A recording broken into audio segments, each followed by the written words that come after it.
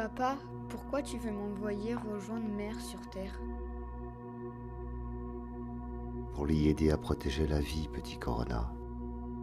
Regarde comme elle est belle. Papa, pourquoi me mettre dans le pangolin? Cet animal, Corona, est en voie d'extinction. Et pourtant les hommes continuent à le braconner, de le manger, d'en faire un trophée. C'est donc un symbole, et ce sera la première étape de ma leçon.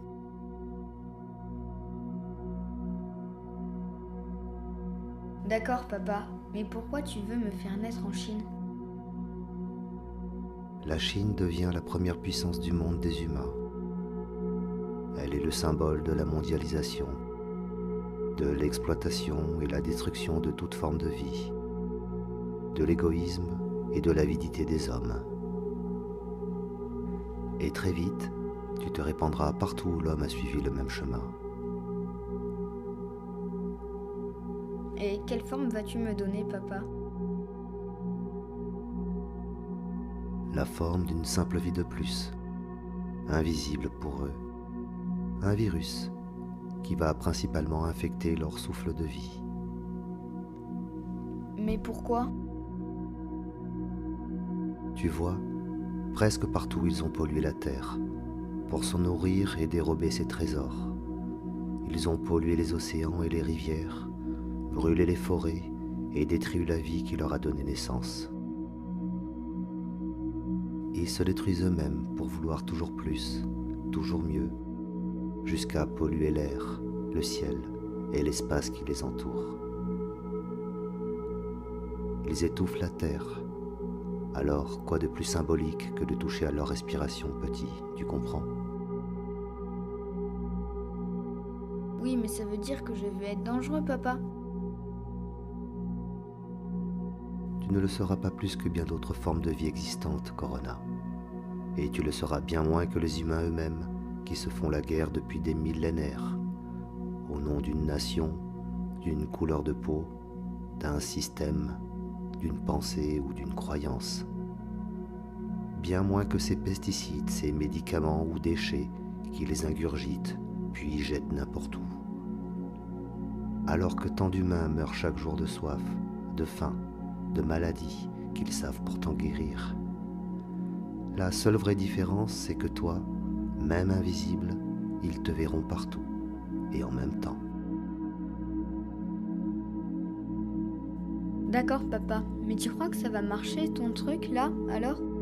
Je comprends pas comment.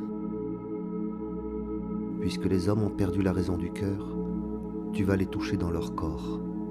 Certains par la maladie, les autres par ces émotions qu'ils ne savent pas goûter en silence et écouter avec calme.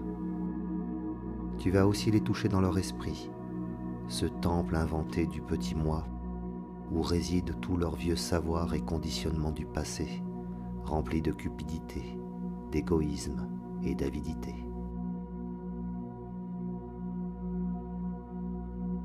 Oui, mais alors, les hommes vont avoir peur de moi. Oh mon petit, oui. C'est sur cela d'ailleurs que je compte pour qu'ils cessent de se croire civilisés et deviennent enfin des vrais humains.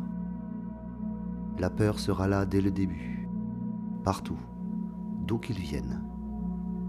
Puis, la privation de leur prétendue liberté par un isolement forcé, l'effondrement de leurs fausses valeurs économiques, morales, sociales ou politiques, de leurs croyances.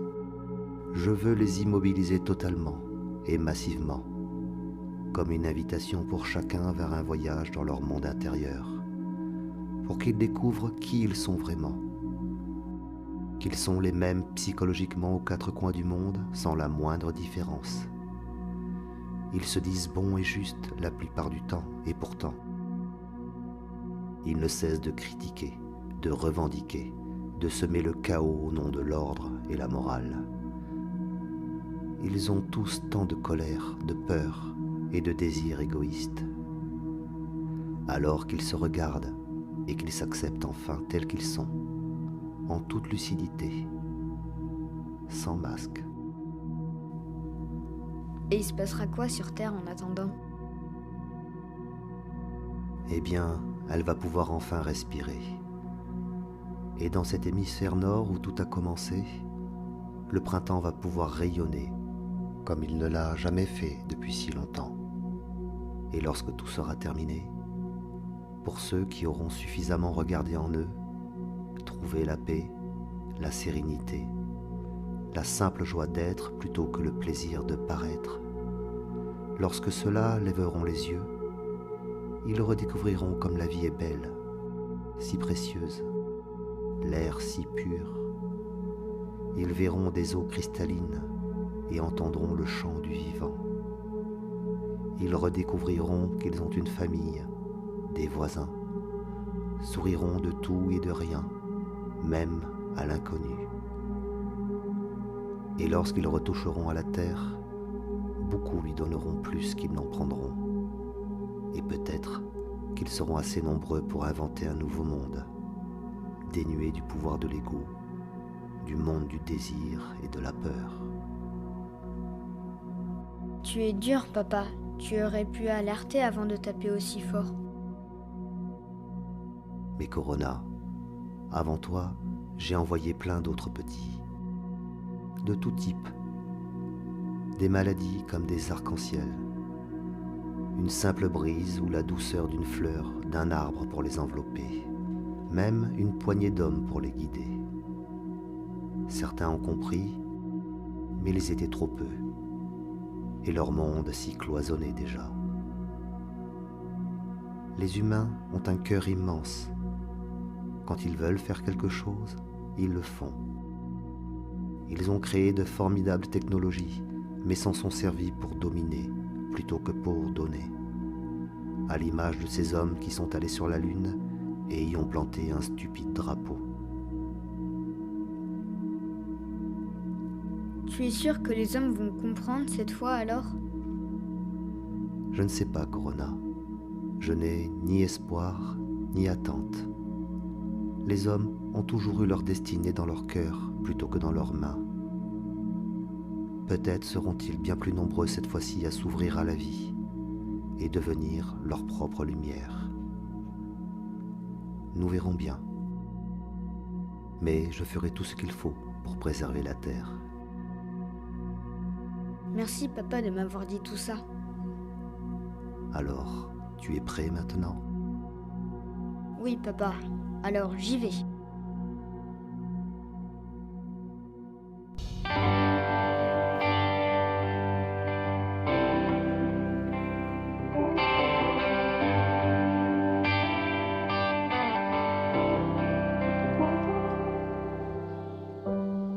Imagine there's no heaven.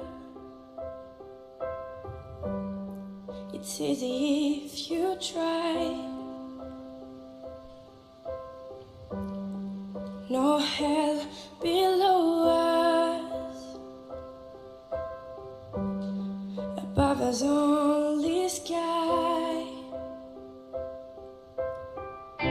Imagine all the people living for today. Oh, imagine there's no countries. It isn't hard to do. No need to keep